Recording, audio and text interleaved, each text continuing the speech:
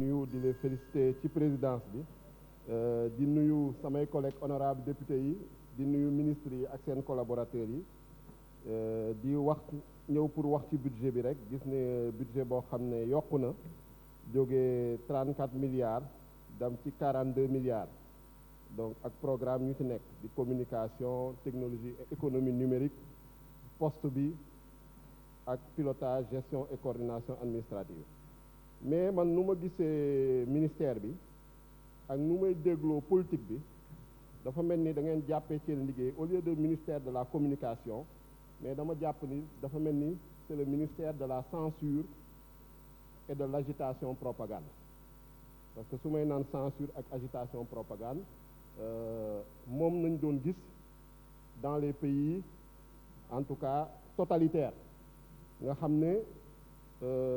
du ñu bëgg liberté d'expression du ñu bëgg également liberté de la presse tey da ngeen am benn problème nguur guy jeex souvent day jàpp ni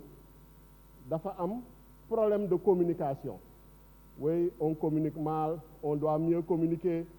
ah dañu war a ut ay débatteurs yu baax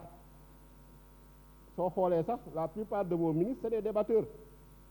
donc on a pris des débatteurs qu'on a nommés ministres moo tax ça ne marche pas trop ils sont plus sur les plateaux que dans leur cabinet donc mais votre problème c'est pas la communication votre problème c'est l'impopularité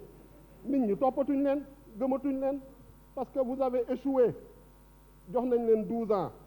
daf ngeen lu ngeen mën chaque année on a voté un budget jagleel leen ay moyens jox leen ay ressources humaines mais ngeen tële bon c'est fini il vous reste 3 mois donc il faut quand même partir dignement partir sereinement sans s'énerver bañ a mer donc et garder votre calme parce que lu tax ma wax ko tey dama gis ni souvent vous vous trompez de colère donc yéen a ngi allergique à la contradiction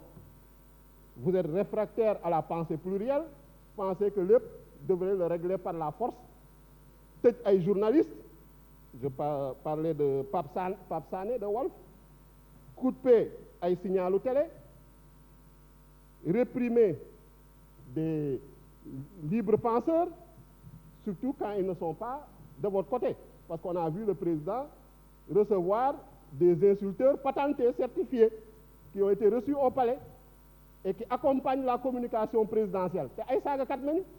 léegi est-ce que saagakat yooyu ban différence la ñu am ak yeneen saagakat yu ngeen di kii il faut nous expliquer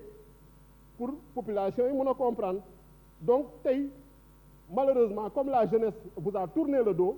da ngeen ne on va réprimer la jeunesse vous a répondu léegi en sortant du pays parce que mënoo leen